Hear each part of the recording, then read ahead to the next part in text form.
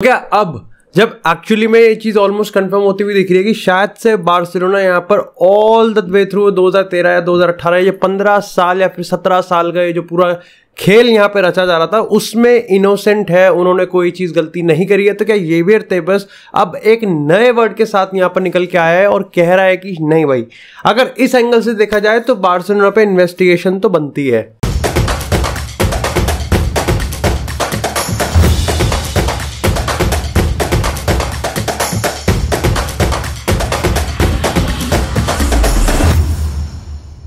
Hey guys, Divyansh, welcome back to another episode of football daily. और आज के episode की जो हमारी पहली अपडेट है वो आती है यहाँ पर कॉन्ट्रैक्ट रिन्यूअल से। देखो, सबसे पहले यहाँ पर रियल मैड्रिड ने टोनी क्रूज का कॉन्ट्रैक्ट रिन्यू करा 2024 तक, और जरूरत भी थी। पर्टिकुलरली अगर आप यहाँ पर किलियन एम्बापे या फिर कोई बड़ी साइनिंग के लिए नहीं जा रहे, लेकिन स्टिल अगर आप जूड बेलिंगम को भी हंट कर रहे हो, आपको टोनी क्रूज, लूका मॉड्रिच, अपने ओल्ड गार्ड की यहाँ पर जरूरत है। और वो तब और ज्यादा बढ़ जाती है जब एक्चुअली में आप यहाँ पर कार्लो एंसेलोटी को रोकने की कोशिश कर रहे हैं। यस भाई, इसके पूरे चांसेस है कि शायद से कार्लो एंसेलोटी अब 2024 तक रियल मैड्रिड के मैनेजर बने रह सकते हैं, क्योंकि जो रिसेंट टाइम्स में रियल मैड्रिड के कैंप के अंदर जो ट्रस्ट है वो यहाँ पर कार्लो ने काफी अच्छी तरीके से बिल्ड कर दिया है और वापस से रीगेन भी कर लिया है। इसी के साथ यहाँ पर अगर हम बात करें कॉन्ट्रैक्ट रिन्यूअल की, जो कि सबसे लेटेस्ट है, वो आता है यहाँ पर करीम बेंजेमा का।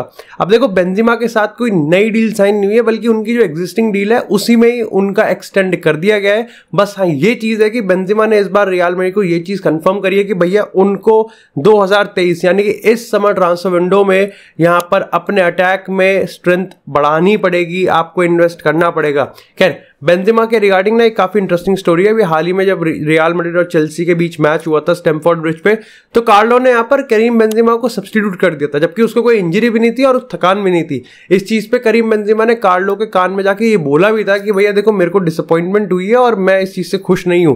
इसके बाद यहाँ पर कार्लो एंसेलोटी ने मामला संभाल लिया, लेकिन रियल मैड्रिड के ड्रेसिंग रूम में करीम बेंजेमा को ये चीज पसंद नहीं आई कि उसको यहाँ पर सब्स्टिट्यूट क्यों किया गया, जबकि उसका एक भी गोल आया भी नहीं था और ना ही असिस्ट आया था। लेकिन इसी के साथ बात करते हैं अब थोड़ी सी अर्लिंग हालैंड की। तो भैया, जहां अर्लिंग हालैंड अब ऑन द पिच तो परफॉर्म कर ही रहा है, लेकिन ऑफ द पिच भी भैया बहुत सारी चीजें हरकत कर रही है।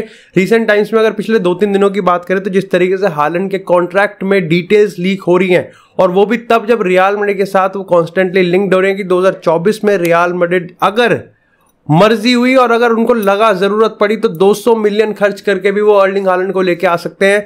उसके बाद से यहाँ पर रिसेंटली एक एक्सक्लूसिव रिपोर्ट निकली है और उन्होंने ये चीज मेंशन करी है कि देखो, क्लॉज तो था, 150 मिलियन यूरोस का क्लॉज तो था 2024 में, जो कि एक्टिव होने वाला था, बट वो अब नलिफाई हो चुका है।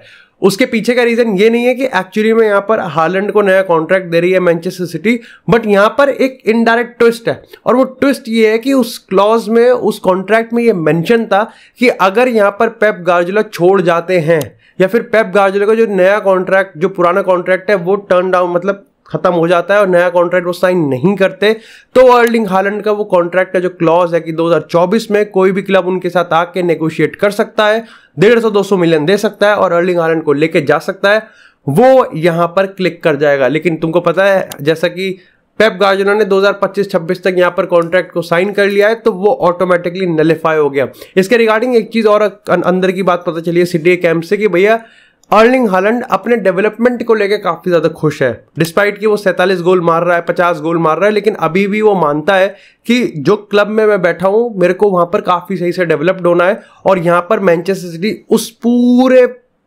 जर्नी में अर्लिंग हालैंड की काफी ज्यादा मदद कर रही है। ये पेप गार्डियोला ने प्रेस कॉन्फ्रेंस में कहा भी था कि उसकी भैया 24 घंटे यहाँ खातिरदारी होती है। देखो, अगर डेवलपमेंट वाला बात आया तो मेरे को लगता है कि भाई डेफिनेटली सिटी बहुत स्ट्रॉन्ग होल्ड पे है, और मेरे को लगता नहीं है कि यहाँ पर जिस तरीके से गोल्स चार्ट्स को बुली कर रहा है, like legit in Premier league as well, यहाँ पर उसको कहीं जाने की जरूरत है। लाइक बस as a real Madrid fan मैं तो चाहूंगा कि वो जरूर आए। लेकिन इसी के साथ यार बात करते हैं थोड़े से यहाँ पर मैनचेस्टर यूनाइटेड की। तो भाई, यहाँ पर मार्कस रैशफोर्ड की कॉन्ट्रैक्ट प्रायोरिटी है, लेकिन एक कॉन्ट्रैक्ट जो कि काफी बड़ा भी है और प्रायोरिटी भी है, वो है डेविड देया का। देखो, डेविड देखिए की बात करें तो 520 से ज्यादा यहाँ पर अपीयरेंस कर रखे, लेकिन बंदा यहाँ पर अब कहीं ना कहीं अपने लास्ट कॉन्ट्रैक्ट पर है। ऐसे में यहाँ पर यूनाइटेड के पास कोई चारा नहीं था बल्कि कॉन्ट्रैक्ट रिन्यू करना था। तुम में से काफी लोग कहोगे कि यार जब तुम्हारा गोलकीपर है ही नहीं ऑप्टिमम, और सबको पता है कि लॉन्ग टर्म में टेन हैग को एक नया गोलकीपर चाहिए, तो तुम डेविड द गेया तो तुम कैसे यहाँ पर कॉन्ट्रैक्ट रिन्यू कर रहे हो? अब देखो उसके पीछे दो रीजन है। पहली चीज तो ये है कि जो करंट कॉन्ट्रैक्ट है द गिया का, उसमें यहाँ पर आप एक्सटेंड अगर कर सकते हो, है ऑप्शन, लेकिन वो कमा इतना रहा है लगभग 450K पर वीक कि वो बहुत ज्यादा है और यूनाइटेड को अपने वेज बिल को कम करना ही पड़ेगा। तो दूसरा रीजन आता है यहाँ पर कि एक्चुअली में द गिया की अगर हम बात करें तो यहाँ पर अगर उसके रिप्लेसमेंट की बात करें तो कोई भी 60-70 मिलियन से कम का आएगा नहीं। और ऐसे में यहाँ पर अभी ये भी कंफर्म नहीं है कि सेल कितनी होगी, कब होगी, कैसे होगी, कितना यहाँ पर बजट होगा। जब आपको एक स्ट्राइकर चाहिए जो कि लगभग 130-140 मिलियन का आएगा, उस पर आपको एक मिडफील्डर चाहिए, तो गोलकीपर को हटा के अगर आप यहाँ पर 170-60 मिलियन का बजट लेके बैठे हो तो कोई मतलब ही नहीं बनता कि आप 60-70 मिलियन गोलकीपर पे खर्च कर सकते हो। ऐसे में एक बार फिर से एक और गोलकीपर, मतलब एक और सीजन इस गोलकीपर से निकालना ही पड़ेगा। लेकिन इसी के साथ यार बात करते हैं अब थोड़ी सी प्रोजेक्ट मेसी की। तो भाई कल यहाँ पर DROAS ने और बाकी के अगर हम यहाँ पर लाइक स्पेनिश जर्नलिस्ट की बात करें तो उन्होंने अपना पहला एक्सक्लूसिव रिपोर्ट निकाला है कि मैनचेस्टर लाइक बार्सिलोना का जो मेसी के रिगार्डिंग कॉन्ट्रैक्ट होगा वो किस तरीके से साउंड करेगा।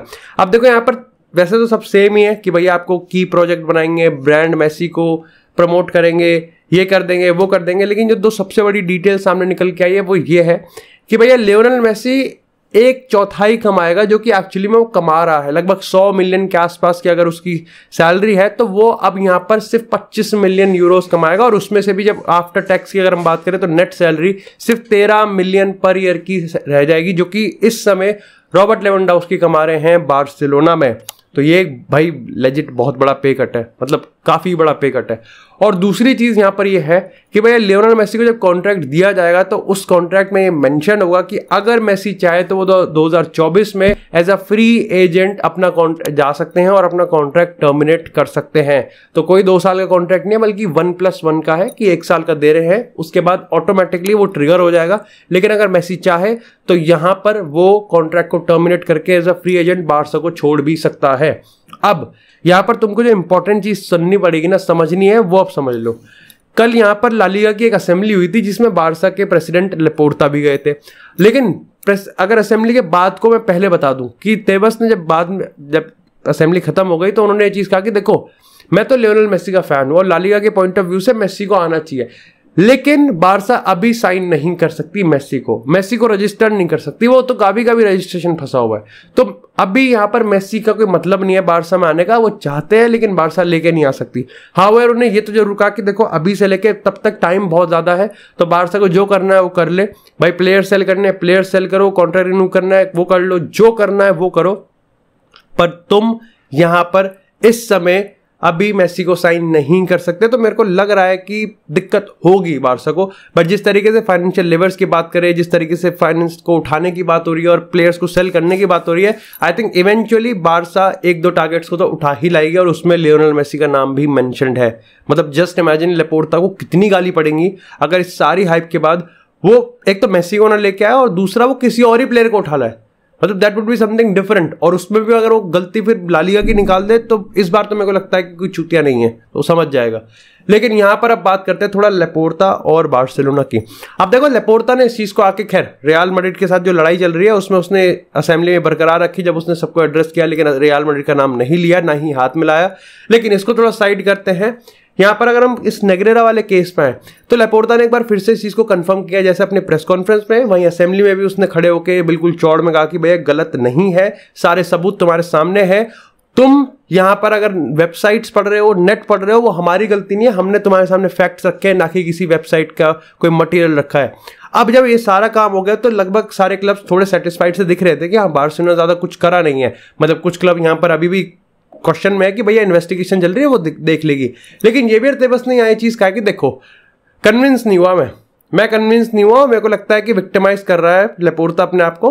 दूसरी चीज उन्होंने ये चीज कही कि देखो मैं ये नहीं कह रहा कि उन्होंने रेफरी खरीदे, लेकिन अब जो टर्म उसने नया निकाला ना वो और भी ज्यादा खतरनाक है। और वो एक है कि इंडिकेट और इन्फ्लुएंस और इंटेंशन, यानी कि अगर बार्सा का इंटेंशन था, मतलब उन्होंने करा नहीं लेकिन इंटेंशन, मतलब बात यहां पे नियत क्या है। अब मेरे को समझ में नहीं आ रहा कि कोई किसी की नियत को कैसे मेजर कर सकता है।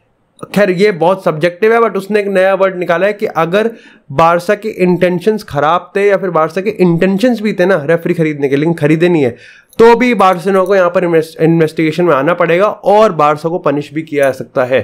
मतलब बात अब नियत, अभी तक ये था कि ऐसे पेमेंट हुई है, अब ये है कि नियत पे भी बात आ गई है। खैर इसी के साथ अगर बात करें, जब क्लब्स के इस पूरे स्कैंडल्स की बात हो रही है तो भैया यूवेंटस के अब दिन अच्छे आते हुए दिख रहे हैं। अब हाल ही में अभी यूवेंटस के अगर तुम में से कोई फैन है तो भाई उसके लिए तो ये बहुत ही बड़ा दिन है, क्योंकि अगर मिड जनवरी की बात करें तो यूवेंटस पे 15 पॉइंट का बैन, मतलब 15 पॉइंट का डिडक्शन लगा था, जो कि उन्होंने ट्रांसफर में घपला किया था। लेकिन अब यहां पर यूवेंटस ने जब अपील करी तो बहुत ज्यादा चांसेस हैं कि यूवेंटस का जो 15 पॉइंट का डिडक्शन है वो यहां पर हट सकता है। इस समय यूवेंटस 7वें पोजीशन पे सीरिया में 44 पॉइंट्स के साथ, अगर यहां पर 15 पॉइंट वापस आते हैं तो वो 3rd पॉइंट पे आ जाएंगे। इसका मतलब रोमा आएगी नीचे 4थे पे, यूवेंटस 3रे पे और मिलान और इंटरनेशनल सरक जाएंगे। तुम लेजिट सोच रहे हो इस सीजन के चैंपियन लीग में जो सेमीफाइनल की 2 टीम भिड़ रही हैं वो यहां पर अगले सीजन के चैंपियन लीग में होंगी भी नहीं। लेकिन यहां पर ना 3 आउटकम है। देखो अभी अपील सुननी जा रही है, लेकिन 3 आउटकम है। या तो ऐसा हो सकता है कि जो FIGC की ये जो पूरी पेनल्टी है इसको ओवरटर्न कर दिया जाए और 15 के 15 वापस दे दे। दूसरा हो सकता है कि नहीं, यूवेंटस की जो पनिशमेंट है वो ऐसी रहने तो ठीक है। तीसरा हो सकता है कि जो कोर्ट है वो वापस से FIGC को कहे कि भाई रीएवैल्यूएट करो, और उस केस में ये हो जाएगा कि भैया शायद से यहाँ पर 15 नहीं लेकिन 6-9 पेनल्टी पॉइंट्स पे बात बन जाएगी कि ठीक है 6 काट लो या फिर 7 काट लो, 8 काट लो, लेकिन 15 तुमने बहुत ज्यादा काट लिए।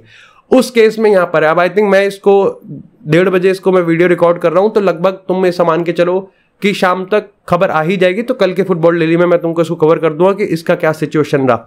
लेकिन इसी के साथ अगर बात करते हैं अब थोड़ी सी चेल्सी की, तो भैया यहाँ पर अगर गार्जियन की बात करें तो उन्होंने ये चीज मेक श्योर करी है कि अब यहाँ पर FFP के साथ जो कंप्लाई करना है चेल्सी के ओनर्स को, भैया उसके लिए होम ग्रोन टैलेंट को सेल करो, क्योंकि वो प्योर प्रॉफिट होता है। और ऐसे में सबसे बड़ा नाम आ रहा है मेसन माउंट का। 70 मिलियन का प्राइस टैग है, लेकिन लिवरपूल बच्ची नहीं है। लिवरपूल को पता है कि स्टैंड ऑफ चल रहा है, कॉन्ट्रैक्ट भी खत्म होने वाला है और यहां पर मेसन माउंट खुद छोड़ना चाहता है। तो ऐसे में लिवरपूल इसको लगभग 40 से 45 के बीच लेके आ सकती है और वो मेसन माउंट को साइन भी कर लेगी, जो कि बहुत लाइकली लग रहा है। लेकिन जो दूसरी चीज आती है वो आती है चेल्सी के मैनेजर हंट को लेके। अब यहां पर देखो अभी तक लुइस एनरिके आए थे, लेकिन लुइस एनरिके अब थोड़ा सा मामला गड़बड़ाता हुआ दिख रहा है। देखो अब सबसे पहले ये खबर आती थी कि लुइस एनरिके थोड़ा सा डिसअपॉइंटेड है कि भाई तुम फ्रैंक लैम्पार्ड को क्यों लिया है। लेकिन अब यहां पर अगर मैटलॉक की रिपोर्ट की बात करें तो उन्होंने चीज कंफर्म करी है कि अभी भी इंटरव्यू चल ही रहे हैं, लेकिन लुइस एनरिके अब पोटेंशियल कैंडिडेट प्राइम कैंडिडेट से हट के पोटेंशियल कैंडिडेट पे आ गए। नागल्समैन प्राइम कैंडिडेट से प्राइम कैंडिडेट पे ही है। हाँ, पोचेटिनो के साथ भी अब इंटरव्यू लिए जा रहे हैं और इसका एक रीजन मैंने तुमको बताया भी कि इसे रियल मैड्रिड अब कन्विंस्ड होती हुई दिख रही है कि कार्लो को 1 सीजन और देना बनता है। यहां पर एक इंटरेस्टिंग चीज मैं बताता हूं कि स्पर्स जो कि पहले लुइस एनरिके को इतना नहीं मान रही थी क्योंकि lack of experience in Premier League, लेकिन अब अंदर से भैया उनकी भी चीखें निकल रही हैं कि Luis Enrique is the man for the job. ऐसे में देखना पड़ेगा कि भैया चेल्सी और स्पर्स किस तरीके से अपने ट्रांसफर मैनेजर हंट को कैसे सीज करते हैं। Thank you so much guys for watching this episode. अगर आपको एपिसोड पसंद आया तो एपिसोड को लाइक करें, चैनल को सब्सक्राइब करें। आपको इसी तरह फुटबॉल से एक्सक्लूसिव कंटेंट चैनल पर मिलता रहेगा। तब तक के लिए stay tuned, stay safe and I will see you guys in the next episode.